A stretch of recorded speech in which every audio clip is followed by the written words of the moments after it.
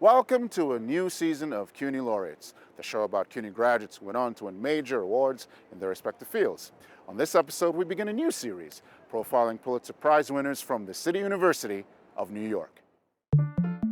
First, we get a history lesson on the Pulitzer Prize and its namesake, Joseph Pulitzer, who helped set new standards for how journalism is recognized. Then, investigative journalist Angela Hill shines a light on the often unseen passions and pain surrounding one of America's most controversial weapons. Finally, we honor National Hispanic Heritage Month by remembering the first Latino author to win a Pulitzer Prize in fiction, Oscar Hijuelos.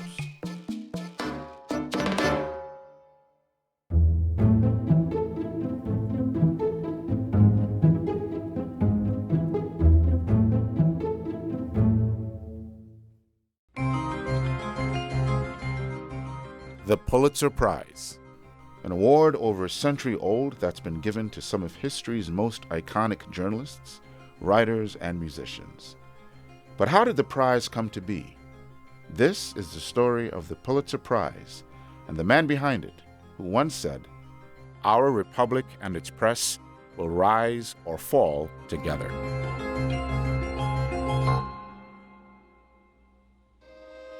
Born in Hungary in 1847, Joseph Pulitzer was recruited by the Union Army in Germany and emigrated to the United States in 1864.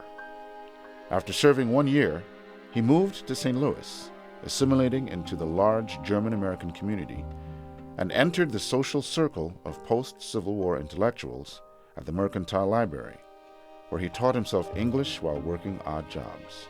From those connections, he landed his first job at a German-language paper, the Westlich Post. After a few years, in 1879, Pulitzer bought the St. Louis Evening Dispatch and merged it with the Evening Post to create the St. Louis Post-Dispatch. According to Seymour Topping's biography of him, Pulitzer splashed investigative articles and editorials assailing government corruption, wealthy tax dodgers, and gamblers. This populist appeal was effective. Circulation mounted, and the paper prospered. This kind of enterprise reporting would later be celebrated by the Pulitzer Prizes that would be given out over the course of 100+ years. The Post-Dispatch still publishes today.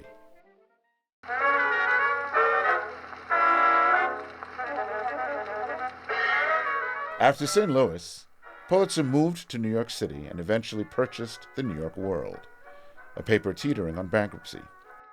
To overcome the brutally competitive environment of newspapers, Pulitzer employed investigative journalists and used other, sometimes unsavory tactics to increase circulation, until the World became the largest newspaper in the United States. One of the most well-known exposés from this time was Nellie Bly's immersive reporting about her time at the Women's Lunatic Asylum on Blackwell's Island, where she reported on the subhuman conditions women were subjected to. The articles had a major impact, and Pulitzer's New York World entered a new era of new journalism. But battles with rival paper The Sun and William Randolph Hearst's Journal took a toll on Pulitzer's health. He became virtually blind and eventually withdrew from day-to-day control of the World. The World became involved in publishing yellow journalism to compete with Hearst, journalism that highlighted sensationalism over facts, and the paper suffered. But in 1904, Joseph Pulitzer hired Frank Cobb as editor-in-chief, and Cobb instilled a fierce liberalism that lasted beyond Pulitzer's death in 1911. In the last few years before Pulitzer's death, he gave a $2 million endowment, around $60 million today, to create a journalism school at Columbia University. In tandem with this, he endowed the Pulitzer Prize. Initially, the prizes were 4 awards in journalism, 4 in books and drama, 1 for education, and 5 traveling scholarships. One of the first awards in 1917 went to his paper, The New York World, for a piece titled Inside the German Empire. In 1918, the New York Times won the first of its 137 awards, for public service in publishing. The Times has won more Pulitzers than any other organization. But Joseph Pulitzer ensured that the awards would change with the times by establishing an overseer board and by ensuring that if there were no entries worthy of a category in that year, the award would not be given out. There are currently 23 awards, including the Photography Award that was first given out in 1942. The award for music has also undergone significant expansion from its early years, when it was won by exclusively classical music composers, until Wynton Marsalis blew the category wide open when he won for his jazz oratorio Blood on the Fields. And although the financial reward is less than a Nobel laureate or a MacArthur Fellow, the $15,000 reward is matched by the prestige and acclaim that Pulitzer winners earn. Today's Pulitzer Prize is still a celebrated achievement, and on Season 3 of CUNY Laureates, we will profile CUNY graduates who went on to win a Pulitzer. These include the first winner, historian Oscar Handlin, up to the most recent, investigative journalists Angela Hill and Rachel Levy. In between, CUNY graduates who have won a Pulitzer have included critics, fiction writers, dramatists, and photographers. I called the fake news the enemy of the people, and they are. Fake news, yeah? Uma grande mentira, mais fake news do jornal Folha de São Paulo. In a time when the press is increasingly under threat, we might be wise to heed the words of Joseph Pulitzer. We are a democracy, and there is only one way to get a democracy on its feet: in the matter of its individual, its social, its municipal, its state, its national conduct. And that is by keeping the public informed about what is going on.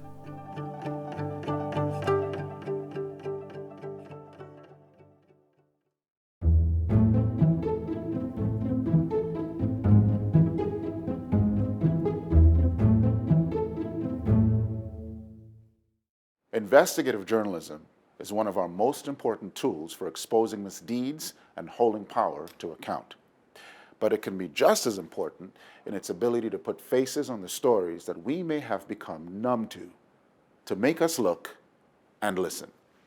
This is the story of a CUNY graduate who became a Pulitzer Prize winner and her work on an unflinching investigation into the AR-15.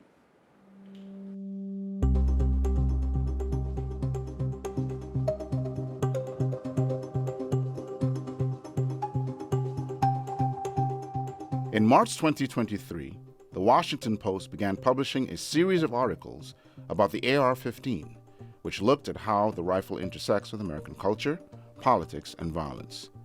As a senior video producer, Angela Hill co-led the project's video team. My video colleague and I, we were mostly focused on looking at those who were impacted by AR-15, so victims and family members of victims, as well as gun owners. This is a gun that has been a part of our national story for some time now. And so we really wanted to take a very holistic approach in how we talked about this gun and how we sort of positioned the various stories. We wanted to sort of like make sure that we were coming at it from a variety of different angles. Journalism wasn't Angela's only interest growing up. Born in Connecticut and raised in Maryland, Angela had a very busy extracurricular schedule, courtesy of her mother. I was the kid who was pretty much interested in a lot of things, right? I loved sports, and so I was very active in playing sports. My mom, who was a single parent, didn't have a whole lot of money, but also found a way to make the sacrifices. She had me enrolled in gymnastics and karate, and I loved baseball. Also I loved to write. And I always said I wanted to grow up to be a writer, but I wasn't a big reader. And so my mom would always remind me, she was an avid reader. So she would always remind me, if you wanted to be a great writer, you also had to be a great reader. And so we spent lots of weekends at the local library. Angela first dabbled in journalism as an editor of her high school newspaper, and then as a contributor to her college newspaper and yearbook at Georgetown University. But a career in the field didn't come right away.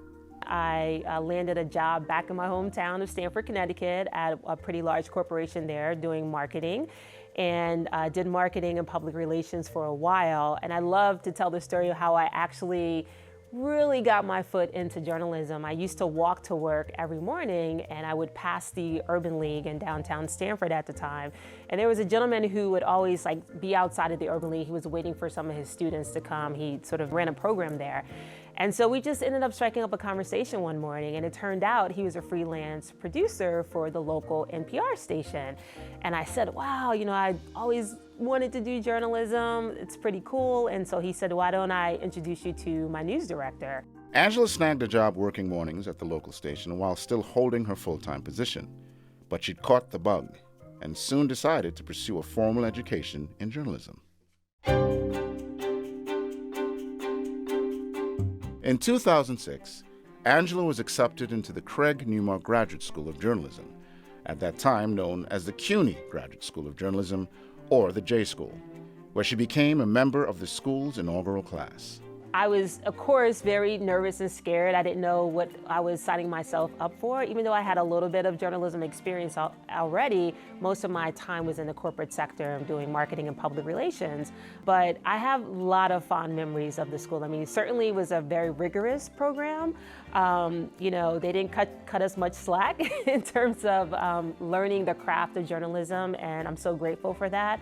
I was a part of the class that had a very small broadcast class, so there were only 7 of us. Our professor, Scotty Williston, she nicknamed us the Magnificent Seven, and for many years, even after we graduated, we would get together twice a year to just have brunch. Over time, we all ended up in different places, but would still find a way to reconnect. Angela graduated from the J School and received her master's degree in 2007. An accomplished career followed, which found Angela reporting and producing a number of award-winning stories for ABC News in New York and at Scripps Washington Bureau in Washington, D.C. In 2021, Angela joined the Washington Post as a senior video producer, where she co-led a team of video journalists to produce mini documentaries and other multimedia projects for the paper. It was shortly after her arrival that the Post began its long, hard look at the AR-15. The history of the AR-15 and how it's become such a popular weapon and how it's become an icon for many gun owners, largely it can be summed up in the power of marketing. The AR-15, or the Armalite Rifle Model 15, was created to cater to U.S. military interest in a lightweight weapon that could match the Soviet-made AK-47. Designed to fire at high speeds and with minimal recoil, the AR-15 could be effectively used by even the most inexperienced shooter. In 1964, the gun made its debut in the Vietnam War, sporting a slight redesign and a new but equally recognizable name, the M16. Civilian versions of the AR-15 proved less popular, however. For decades, gun owners were not only uninterested in AR-15, some were downright hostile. The black rifle found itself exiled to the back corners of gun shows. But after 9/11, America entered its first major sustained war since Vietnam. Americans were back to seeing images of soldiers holding AR-15 style guns on the nightly news, and gun companies saw something else: opportunity. This is my rifle. It's been tested in every theater of war for the last 50 years. There are many like it, but this one is mine. Over the next 10 years, businesses used images of American soldiers and police using AR-15 style rifles to craft a larger-than-life, almost mythic quality in the minds of consumers. This is Colt. Their efforts were successful. Sales boomed, and the AR-15 went from being a pariah at gun shows to being the belle of the ball. But with this newfound popularity came a grisly new tool for American criminals. Well, welcome back. We're following this breaking news out of Sutherland Springs, Texas. A shooting taking place at the First Baptist Church there. 10 of the 17 deadliest mass shootings since 2012 involved the AR-15. I mean, this was a really tough story to report, right? Because some folks are just not in a place, even if it happened years ago, to really talk about or relive or revisit that experience. And so we were very fortunate to be able to identify individuals who talk with us about their experience. There was really hardly anybody that could rise up and challenge him. With these bullets just flying through the air, nobody could. It just kept going on and on.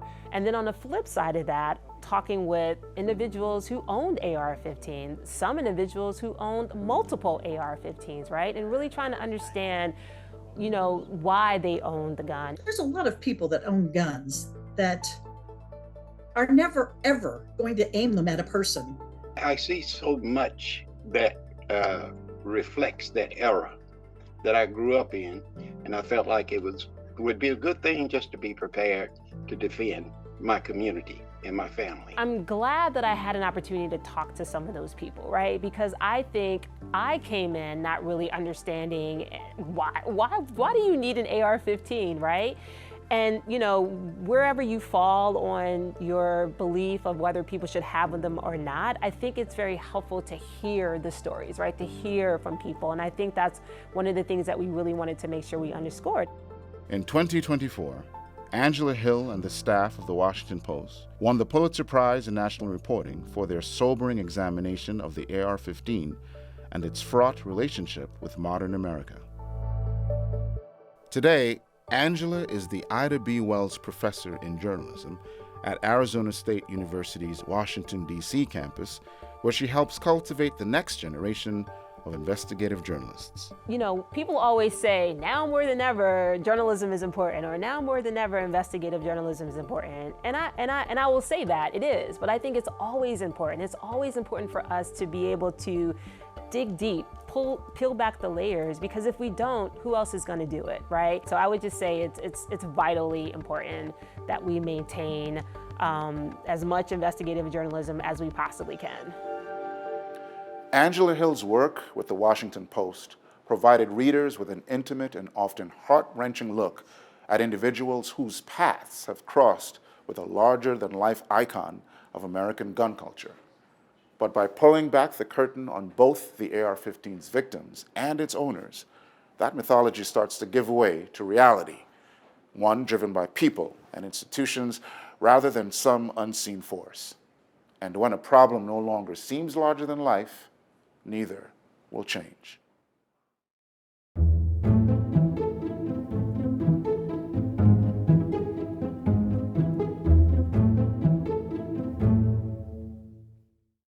The first Latino author to win the Pulitzer Prize in fiction for his book, The Mambo Kings Play Songs of Love, Oscar Hijuelos is often described as a writer who captured the essence of the Cuban-American experience. Yet using his writing talent, he also found a way to convey a perspective of his own, a sense of belonging to two different worlds. One, built on memories and unfulfilled desires of his immigrant parents, and the other, he was born into, the world of bustling streets, overcrowded apartments, back alleys, and big dreams. This is the story of a CUNY graduate who became a Pulitzer Prize winner, and his everlasting longing to belong.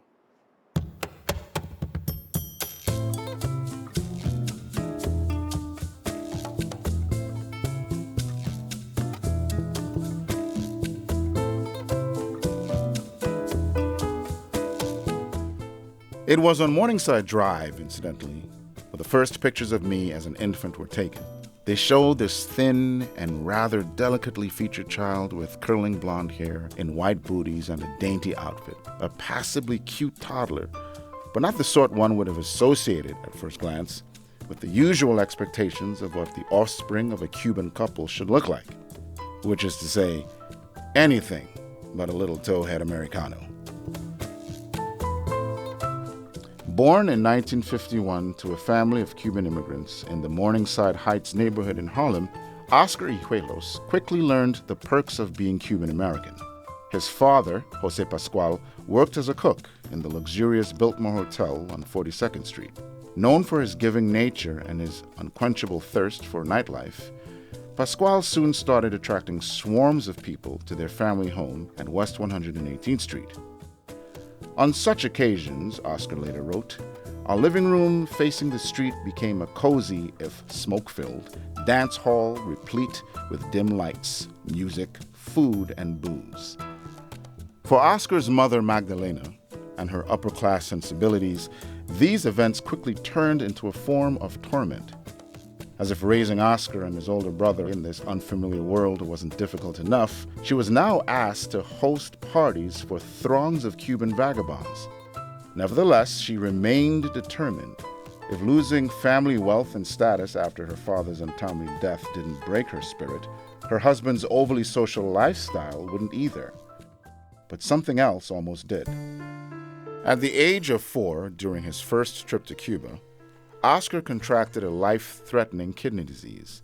Upon his return to the U.S., Oscar spent a year recovering at St. Luke's Convalescent Hospital in Greenwich, Connecticut. This deeply disturbing experience left Oscar marked for life. It was during that long separation from my family that I became estranged from the Spanish language and therefore my roots, he later said. In the years following his recovery, Oscar became increasingly conflicted with what he described as his Cubanness. In his young mind, Cuba came to represent both an island infested with deadly illnesses that gave him what he would later name my Cuban disease, but also a place of fantasy, a magical refuge from the reality of his everyday life in New York, the reality that was starting to show its own signs of deterioration. Years of hard work in the kitchens of Hotel Biltmore made Oscar's father irritable and bitter. His health declined and his personal relationships suffered, particularly the one with his wife Magdalena. Racked with guilt and in a desperate attempt to protect her son from any additional harm, Magdalena kept Oscar closed off from the outside world. Spending most of his time in his family apartment, Oscar became an observer. Witnessing the hardships of the immigrant life firsthand, he started piling up layers of observations, memories, and thoughts that would one day find their ultimate expression in his writing. Oscar was only 17 when his father died from a stroke while working as a chef at his second job, Butler Hall's rooftop at Columbia University.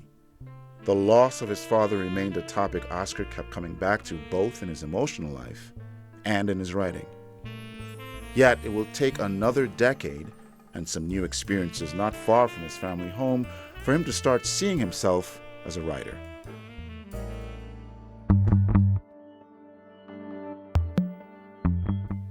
It was at the City University of New York that Oscar had his first experiences with writing. A product of New York City public schools, as he proudly referred to himself, he attended courses at Bronx Community College, Lehman College, and BMCC, until finally landing in the Bachelor of Arts program at the City College of New York. His first attempt was in the field of playwriting, but after taking a course in drama under the tutorage of Murray Schisgel, he learned that his verbally intense style of writing may be a better fit for prose. I do recall that it was the writing department's chairman, an affable and dapper fellow by the name of Frederick Tootin, who suggested that I submit a piece to one of the several fiction writers then teaching under the humble auspices of the City College banner, a list that in those days was rather stellar and serious in a New York City way. And the list was quite stellar. The group of visiting professors included such names as William Burroughs, Joseph Heller, Donald Barthelme, and Francine Duplessis Gray. And it was through City College that Oscar took a graduate-level writing workshop with Susan Sontag. After spending years studying under such icons of American literature and earning both his BA and MFA degrees from City College, Oscar was now a step closer to calling himself a writer. But it wasn't until he published his first novel that he dared to do so. And in 1983, when that novel finally came out, it was a fictional account about his upbringing. And I realized that I was in that world. That's what was speaking to my soul.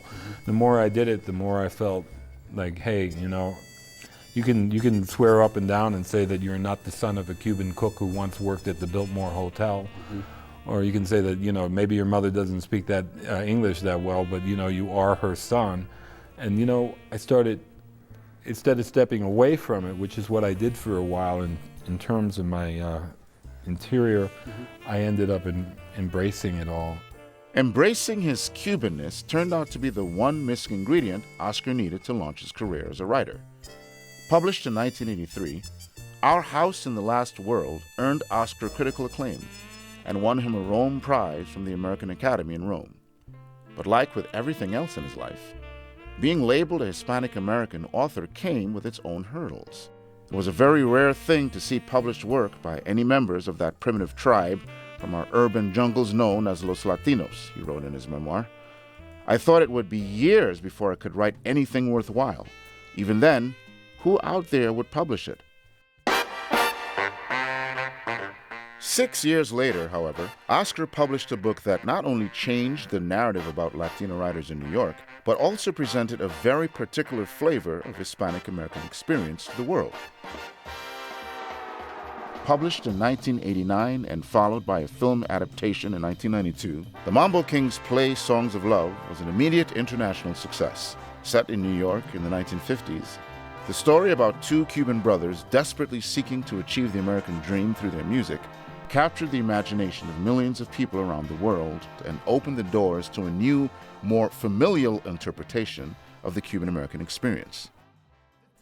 Yet for Oscar, the Mambo Kings also served as a way of bringing together all the underlying themes of his own experience to a purely fictional plane. Themes of love, family, music, culture, and ultimately the theme of personal loss. In 1990, Oscar Hijuelos won a Pulitzer Prize in fiction, becoming the first Hispanic American writer to do so. In the following 2 decades, he would go on to produce another 6 novels, many of which would feature Cuban American protagonists and tackle topics of belonging, nostalgia, and the feeling of otherworldness.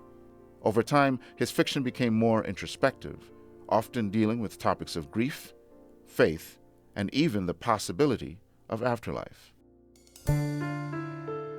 In his memoir, Thoughts Without Cigarettes, published only 2 years prior to his untimely death at the age of 62, Oscar revisited his upbringing in Morningside Heights and reflected on his career as a writer. I had taken so many disparate energies and hard emotions from our lives and turned them into something that so many people across these United States and the world might well enjoy and appreciate. And just like that, and on his own terms, Oscar Hijuelos, a little towhead Americano from Morningside Heights, became an essential part of the American literary canon.